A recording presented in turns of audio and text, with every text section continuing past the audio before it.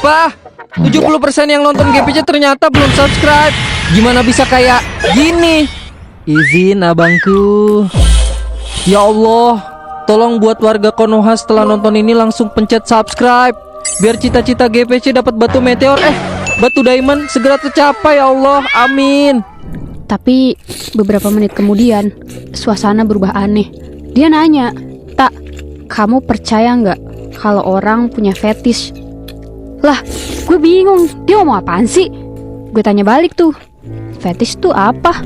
Video ini akan mengandung konten tentang pengalaman kekerasan seksual dan isu kesehatan mental yang dapat memicu trauma atau respon emosional tertentu. Tidak disarankan untuk anak-anak atau individu di bawah umur.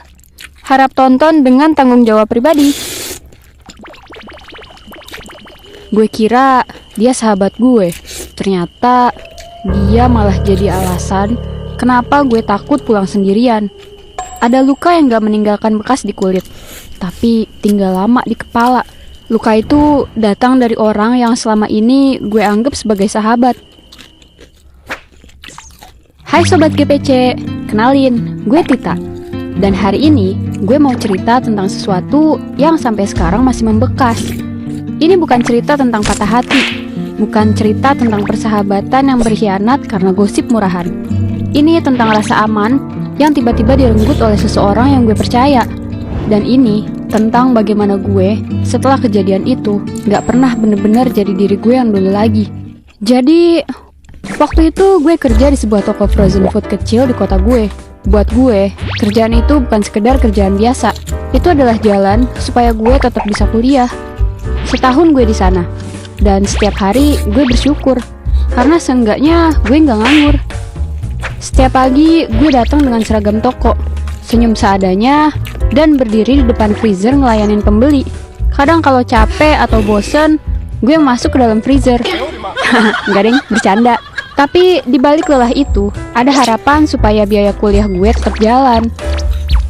Di toko itu gue punya temen, namanya Rohman. Dia orangnya humble, gampang akrab sama siapa aja, dan sering bantu gue kalau kerjaan lagi rame. Dari Rohman lah gue kenal dua orang lain, Feby dan Lucky. Kami sering dipertemukan waktu promosi mingguan di pasar-pasar.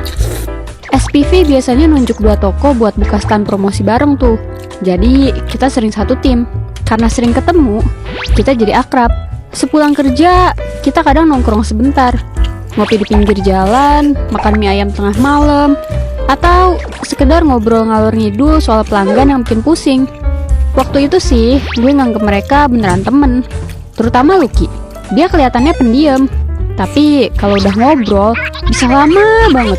Orangnya paham deh kayak petasan banting. Buat gue, dia cuma teman kerja yang kebetulan sering ketemu. Sampai suatu hari, semuanya berubah. Saat itu, gue diminta Rohman nganterin barang retur ke toko tempat Lucky kerja. Barang frozen yang udah expire harus dikirim balik ke gudang pusat. Kebetulan gue habis shift closing, jadi gue yang nganter tuh. Sampai di tokonya, Lucky nyambut biasa aja.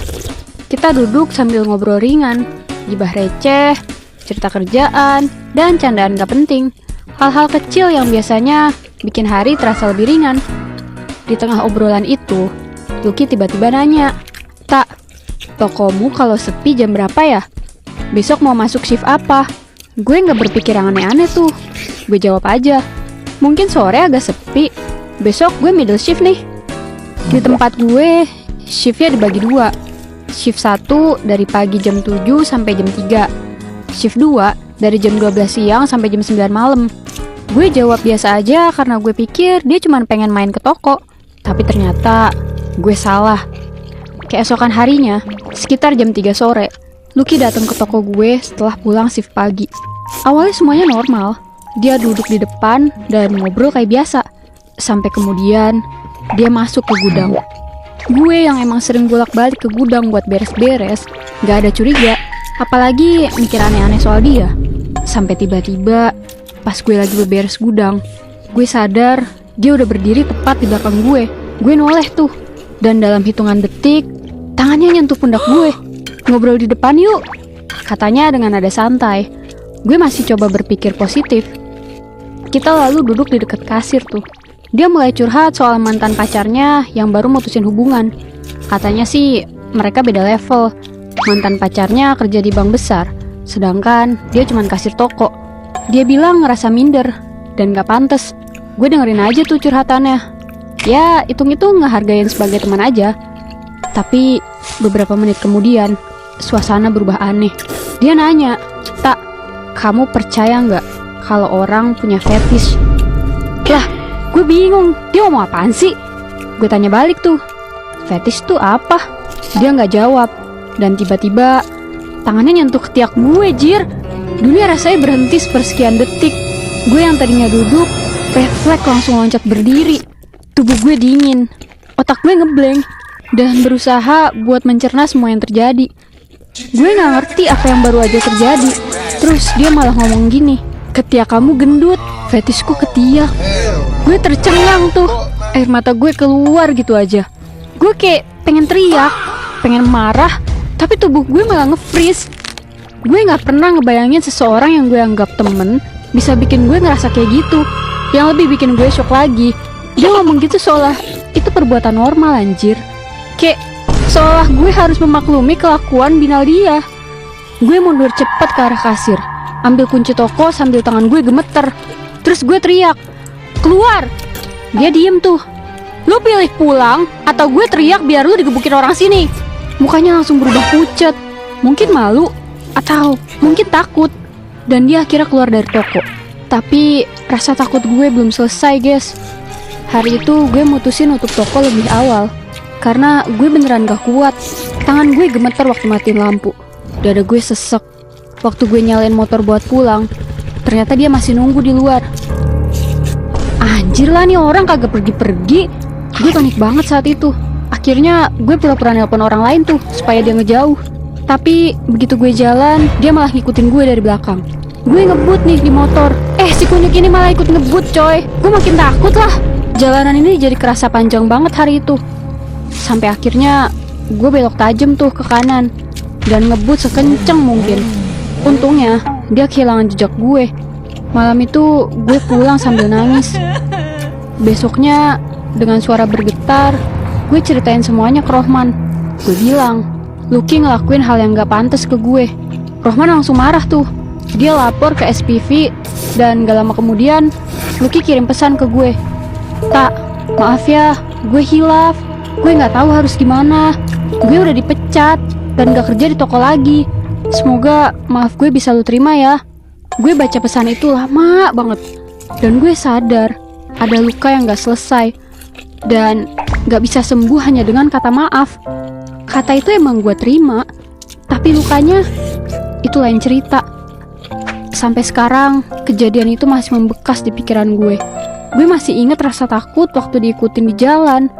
Masih ingat tubuh gue yang gemetaran karena dilecehin teman sendiri, cuma karena dia ikutin nafsu fetishnya doang. Dan gue masih ingat gimana seseorang yang gue percaya tiba-tiba bikin gue ngerasa gak aman di tempat kerja gue sendiri, di toko yang sehari-hari gue jaga. Bagian tersulitnya bukan cuma tentang apa yang dia lakuin, tapi tentang gimana setelah kejadian itu. Gue gak pernah beneran jadi diri gue yang dulu lagi. Gue jadi lebih waspada, lebih jaga jarak, dan lebih susah percaya sama siapapun, terlebih laki-laki. Hal-hal itu mungkin kelihatan biasa dari luar, tapi bagi gue, itu perubahan yang nyata, dan bikin gue jadi trauma sampai sekarang. Dari semua yang gue alamin, cerita gue mengajarkan bahwa kepercayaan yang kita kasih ke seseorang bukan berarti mereka punya hak atas tubuh kita. Gak ada alasan apapun yang membenarkan seseorang buat menyentuh kita tanpa izin. Gak peduli sedekat apapun hubungan kalian sebelumnya, jangan menormalisasi tindakan yang ngebuat kalian gak nyaman. Kalau hal seperti ini terjadi ke kalian, cerita ke orang yang kalian percaya ya.